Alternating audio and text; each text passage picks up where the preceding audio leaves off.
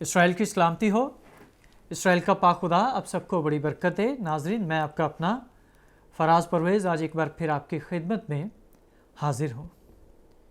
جناب علی، گزارش یہ ہے کہ 24 سال آج گزر چکے ہیں ہمارے بشپ جان جوزف صاحب کی سیکریفیشل اس ڈیتھ کو، لیکن آج بھی ظلم، ناانصافی، جہالت، بربریت، گھٹیا افکاری، پست گفتاری، گد صفتی، ہجوم مسیحی قوم کا مقدر ہے، اور امید کرتا ہوں کہ کبھی آئندہ پاکستانی مسیحیوں کو ایسے کسی سول احتجاج کی ضرورت نہ پڑے جس میں انہیں اپنی سیکریفیشل ڈیتھ کا نذرانہ دینا پڑے۔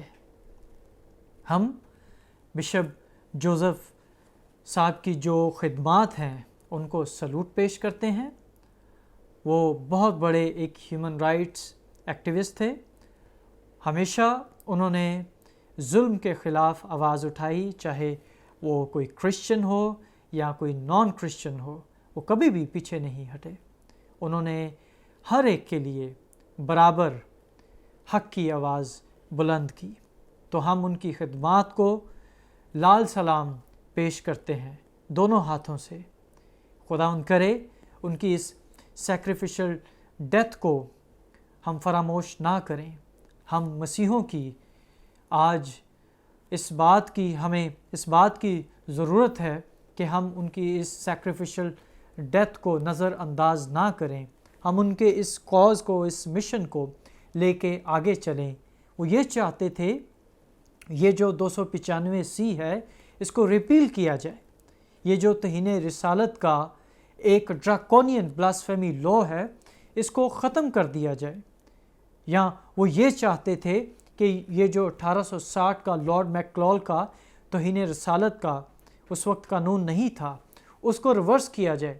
جو پہلی 4 شقیں تھیں ان کو آپ دوبارہ ایکٹیو کر دیتے، لیکن 1986 کے اندر جو جنرل ضیاء الحق نے توہین مذہب کا ایک ڈراکونین بلاسفیمی لا متعارف کروایا، اس کے اگینسٹ ہمارے بشپ جان جوزف صاحب نے انہوں نے سیکریفیشل ڈیتھ کو قبول کیا، اور ان کا یہ مقصد تھا کہ یہ جو ارباب اختیار ہیں پاکستان کے اندر اور جو ارباب اختیار ہیں ملک سے باہر، ان کی توجہ اس ڈراکونین بلیک لا، کالے قانون کی طرف ان کی توجہ دلوائی جا سکے۔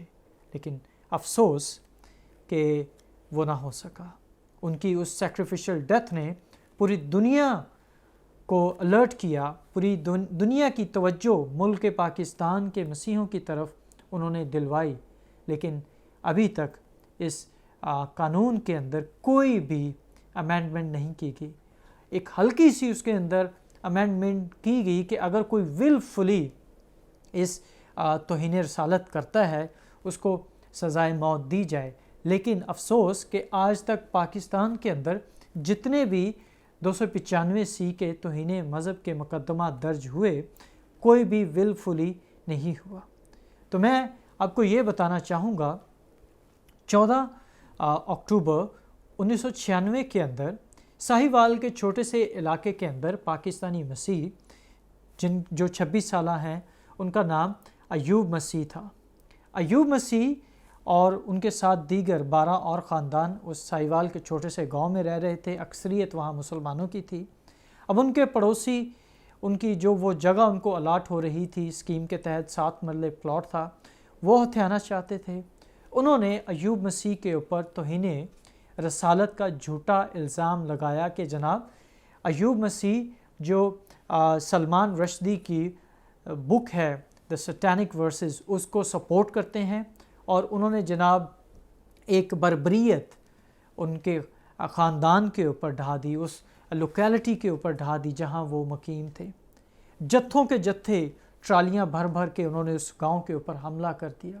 انسانیت سوچ سلوک کیا گیا ان کے ایوب مسیح کے خاندان اور دیگر خاندان مسیح جو وہاں بستے تھے۔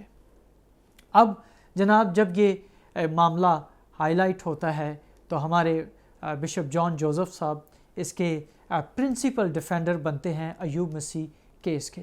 وہ کیس کی پیروی کرنا شروع کر دیتے ہیں. حوالات کے اندر بشپ صاحب ایوب مسیح سے ملاقاتیں شروع کر دیتے ہیں. وہ وکیل ہائر کر لیتے ہیں. جناب 27 اپریل سن 1998 کے اندر عبدالغفار خان جو ڈسٹرکٹ اینڈ سیشن جج سائیوال کے اندر وہ ایوب مسیح کو سزائے موت سنا دیتے ہیں. بشپ صاحب بہت ہی پریشان ہوئے. جب ایوب مسیح حوالات کے اندر تھے تو اس وقت ایوب مسیح نے اپنا خدشہ اور خوف ظاہر کیا. انہوں نے یہ کہا کہ بشپ صاحب مجھے خوف ہے، ڈر ہے کہ مجھے یہ سزائے موت دے دیں گے. تو بشپ صاحب نے اس سے یہ کہا تھا کہ اگر یہ عدالتیں تمہیں سزائے موت سنائیں گی تو تم سے پہلے میں اپنی جان قربان کروں گا. 7 دن وہ روزے میں تھے، دعا کر رہے تھے. 9:30 پر 6 مئی سن 1998 بشپ صاحب اپنے ڈرائیور پطرس مسیح کو ساتھ لیتے ہیں. All the way they travel to the Sahiwal district and session court. وہاں جاتے ہیں.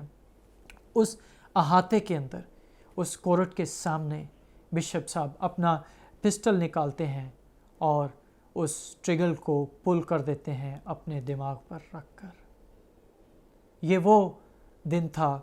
وہ یہ چاہتے تھے کہ اپنی اس قربانی کے وسیلے سے وہ ارباب اختیار کی توجہ دلوا سکیں اس کالے قانون کی طرف، اس ڈراکونین بلاسفیمی لا کی طرف، اس ناانصافی کی طرف جو پاکستانی مسیحیوں کے ساتھ ایک کالا تاریخ دور شروع ہو چکا تھا. لیکن افسوس یہ ظلم، یہ زیادتی، یہ ناانصافی آج بھی مسیحیوں کا مقدر بن چکی ہے ملک پاکستان کے اندر.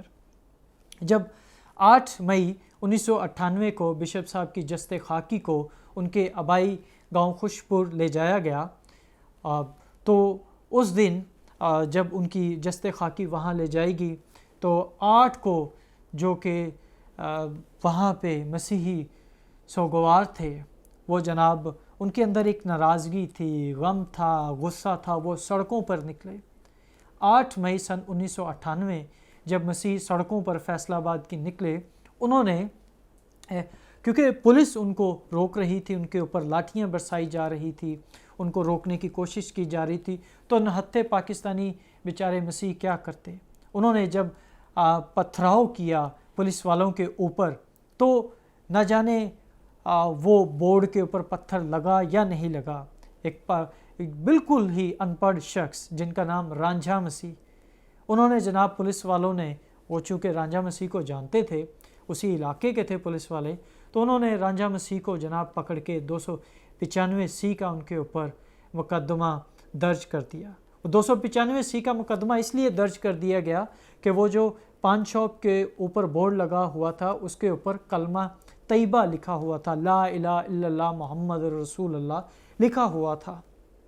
پولیس والوں نے ذاتی رنجش پر کہ جناب انہوں نے پولیس والوں کے اوپر پتھراؤ کیا تو اس کے اوپر 295C کا مقدمہ درج کر کے ان کو بھی پابند سلاسل کر دیا گیا. دوسری طرف جب 10 مئی سن 1998 کے اندر بشپ صاحب کا جب ان کے آخری رسومات ادا کی جا رہی تھی تو انتہا پسند مسلمانوں نے کیا کیا جناب، انہوں نے حملہ کر دیا فیصل آباد کے گاؤں کے اوپر، اور وہاں پہ انہوں نے مسیحی مردوں کو، عورتوں کو، بچوں کو شدید زخمی کیا. یہ سلسلہ یہاں رکا نہیں. 12 مئی سن 1998 جناب مریم کالونی کے ساتھ ملکہ والا گاؤں ہے، وہاں مسلمانوں نے حملہ کر دیا. یہاں پہ اکثریتی یا جو مسلمان ہے وہ دیوبند مسلک سے ان کا تعلق ہے. ان کو چونکہ اب بہت ہی ہوا جو گرم کر دی گئی تھی، گورنمنٹ سپانسرڈ، آپ کو پتہ ہے یہ بلاسفیمی لا ہے، تو وہاں پر بھی ظلم و ستم ڈھائے گئے. ریزنٹمنٹ کا ڈے آ گیا 15 مئی سن 1998. لاہور، اسلام آباد، فیصل آباد، جانے کہاں کہاں لوگوں نے ریلیاں نکالی اس کالے قانون کے خلاف کہ جناب اس توہین مذہب کے کالے قانون کو آپ ریپیل کریں، اس کو ختم کریں. آپ کانسٹیٹیوشن سے، دستور پاکستان سے اس کا خاتمہ کیا جائے، کیونکہ مہذب معاشروں کے اندر ایسے قانون نہیں ہونے چاہیے. پر وہی ناانصافی، ظلم، زیادتی جو ہمیشہ سے پاکستان کے اندر مسیحیوں کے ساتھ برتی جاتی ہے وہی ہوا۔ ڈنڈے برسائے گئے، سر پھٹ گئے، بازو ٹوٹ گیا، ٹانگ ٹوٹ گئی، کسی کا جبڑا ٹوٹ گیا، کوئی اپاہج ہو گیا، کوئی لنگڑا ہو گیا۔